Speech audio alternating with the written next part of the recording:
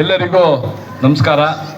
ಇವತ್ತು ಸೂಗೂರು ಗ್ರಾಮದಲ್ಲಿ ಜನಜಾಗೃತಿ ಧರ್ಮ ಸಮಾರಂಭದ ದಿವ್ಯ ಸಾನ್ನಿಧ್ಯ ವಹಿಸಿರುವ ಶ್ರೀಮದ್ ರಂಭಾಪುರಿ ವೀರ ಸಿಂಹಾಸನಾಧೀಶ್ವರ ಶ್ರೀ ಶ್ರೀ 1008 ಜಗದ್ಗುರು ಪ್ರಸನ್ನ ರೇಣುಕ ಡಾಕ್ಟರ್ ವೀರ ಸೋಮೇಶ್ವರ ರಾಜ ದೇಶಿಕೇಂದ್ರ ಶಿವಾಚಾರ್ಯ ಭಗವತ್ಪಾದರು ಬಾಳೆಹೊನ್ನೂರು ರಂಭಾಪುರಿ ಮಠ ಗುರುಗಳ ಪಾದಾರಗಳಲ್ಲಿ ವಂದಿಸುತ್ತಾ, ಹಾಗೆಯೇ ಭದ್ರಾವತಿಯ ಬಿಳಿಗಿ ಮಠದ ಸ್ವಾಮೀಜಿಗಳು ಪಾದಗಳಲ್ಲಿ ವಂದಿಸುತ್ತಾ, ಮಳಲಿ ಮಠದ ಸ್ವಾಮೀಜಿಗಳು ವಂದಿಸುತ್ತಾ, ಈಗ ತಾನೇ ಸಭೆಯನ್ನು ಉದ್ಘಾಟನೆ ಮಾಡಿದಂಥ ಮಾಜಿ ಸಂಸದರಾದ ಮಂಜುನಾಥ್ ಅವರೇ ಹಾಗೂ ಪ್ರಕಾಶ್ ಅವರೇ ಹಾಗೂ ಮಲ್ಲೇಶಪ್ಪನವರೇ, ಮಲ್ಲಿಕಾರ್ಜುನವರೇ ಹಾಗೂ ಎಲ್ಲ ವೇದಿಕೆ ಮೇಲೆ ಎಲ್ಲ ಸೂಗೂರು ಗ್ರಾಮದ ಮುಖಂಡರೇ ಹಾಗೂ ಆಗಮಿಸಿರುವ ಗ್ರಾಮಸ್ಥರೇ, ಇವತ್ತು ಸೂಗೂರು ಗ್ರಾಮದಲ್ಲಿ ರಂಭಾಪುರಿ ಜಗದ್ಗುರುಗಳ ಅಡ್ಡಪಲ್ಲಕ್ಕಿ ಉತ್ಸವ ಕಾರ್ಯಕ್ರಮ ನೆರವೇರಿಸಿದೆ.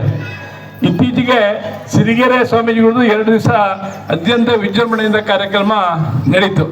ಈಗ ರಂಭಾಪುರಿ ಜಗದ್ಗುರುಗಳು ಇಡೀ ರಾಜ್ಯಾದ್ಯಂತ ಧರ್ಮ, ಸಂಸ್ಕಾರ, ಸಂಸ್ಕೃತಿ ಬಗ್ಗೆ ಇಡೀ ರಾಜ್ಯಾದ್ಯಂತ ಪ್ರಚಾರ ಮಾಡ್ತಾ ಇದ್ದಾರೆ.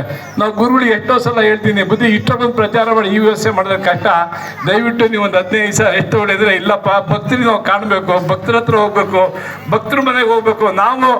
ನಾವು ಮಠದಲ್ಲಿ ಇದ್ಬಿಟ್ರೆ ಭಕ್ತರು ಸರಿಯಾಗಲ್ಲ. ವ್ಯವಸ್ಥಿತವಾಗಿ ಇವತ್ತಿನ ಸಮಾಜದಲ್ಲಿ ನಮ್ಮ ಧರ್ಮ ಅಂದ್ರೇನು, ನಮ್ಮ ಸಂಸ್ಕೃತಿ ಎಂದು, ನಮ್ಮ ಆಚಾರ ಹೆಂಗೆ ನಾವು ನೆರವೇರಿಸಬೇಕು, ಹೇಗೆ ಪೂಜೆ ಮಾಡಬೇಕು, ಲಿಂಗ ಅಂದ್ರೇನು, ವಿಭೂತಿ ಅಂದ್ರೇನು, ಈ ರೀತಿ ಪ್ರಚಾರ ಮಾಡಿದ್ರೆ ಮಾತ್ರ ನಮ್ಮ ಧರ್ಮ ಹೆಚ್ಚಿಗೆ ಪ್ರಚಾರ ಆಗುತ್ತೆ ಅನ್ನೋದು ಗುರುಗಳ ಅಪೇಕ್ಷೆ. ಅದೇ ರೀತಿ ಗುರುಗಳು ಇಡೀ ವೀರಶೈವ ಲಿಂಗಾಯತ ಧರ್ಮ ಒಂದಾಗಬೇಕು ಅಂತ ಅನೇಕ ಊರುಗಳಿಗೆ, ಗ್ರಾಮಗಳಿಗೆ ಈ ರೀತಿ ಹೋಗ್ತಾ ಇರ್ತಾರೆ. ಯಾರು ಕರೆದ್ರು ಇಲ್ಲ ಅಂತ ಹೇಳಲ್ಲ, ಹೋಗ್ತಾರೆ. ಯಾಕೆಂದ್ರೆ ನಮ್ಮ ಧರ್ಮಕ್ಕೆ ಪ್ರಚಾರ ಹೆಚ್ಚಿಸಬೇಕು, ನಾವು ಪ್ರಚಾರ ಸಂಚಾರ ಮಾಡ್ತಾ ಇದ್ರೆ ಅನುಕೂಲ ಆಗುತ್ತೆ ಅಂತ. ಹಾಗಾಗಿ ಇವತ್ತು ಸೂಗೂರು ಗ್ರಾಮಕ್ಕೂ ಗುರುಗಳು ಪಾದಾರ್ಪಣೆ ಮಾಡಿದ್ದಾರೆ.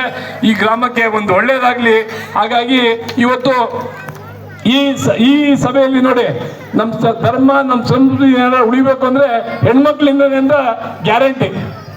ಇಷ್ಟೊಂದು ಜನ ಹೆಣ್ಮಕ್ಳು, ಗಂಡ್ಮಕ್ಳೇ ಜಾಸ್ತಿ ಬಂದ್ಬಿಟ್ಟಾರೆ. ಮನೆಯಲ್ಲಿ ಕೆಲಸ ಮುಗಿಸ್ಕೊಂಡು ಅಲ್ಲಿ ತಿಂಡಿ ಎಲ್ಲ ಮಾಡಿಟ್ಟು ಗುರುಗಳ ಆಶೀರ್ವಾದ ತಗೋಬೇಕು, ಗುರುಗಳ ಆಶೀರ್ವಾದನ ಕೇಳಬೇಕು ಅಂತೇಳಿ ನೀವೆಲ್ಲ ಬಂದಿದ್ದೀರಾ. ತುಂಬ ಸಂತೋಷ.